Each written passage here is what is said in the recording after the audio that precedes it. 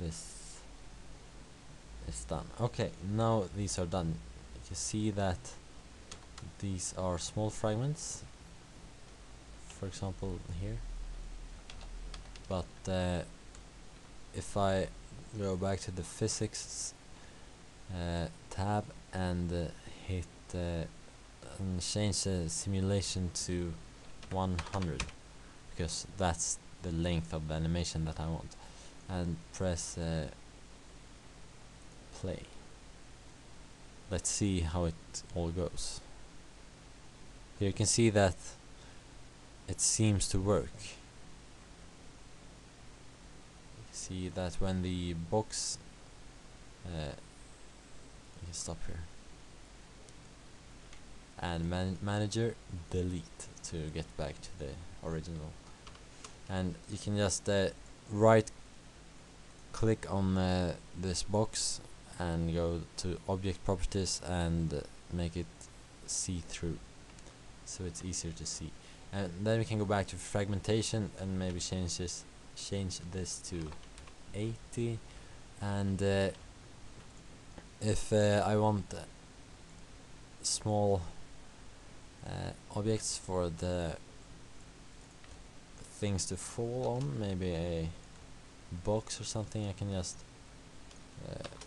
put it here, for example, and then add it as an unyielding object.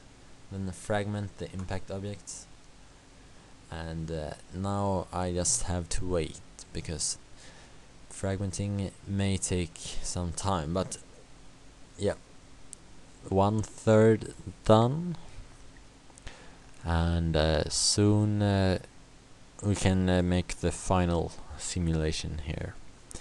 Almost done. Okay, that's looking pretty good. So now we can just go back to physics and press bake simulation. Here.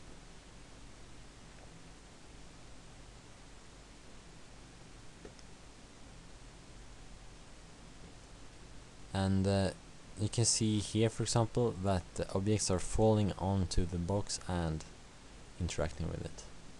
So this is how I, for example, made the fringe shattering as well, but I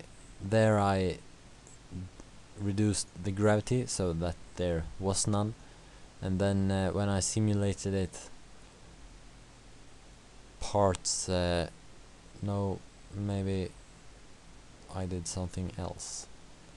I think I used fragmenting irregular and maybe not as many pieces. Maybe let's test with 40 and fragment the impact objects again,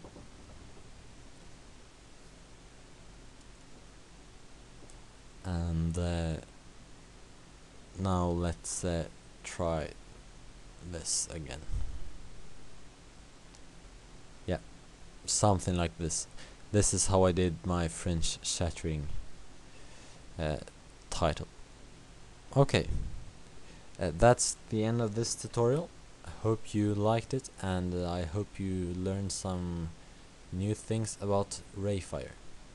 Make sure to check out the tutorials about RayFire on mirvadim.com, because they explain everything about RayFire that you need to know. Okay, thanks for me. Bye.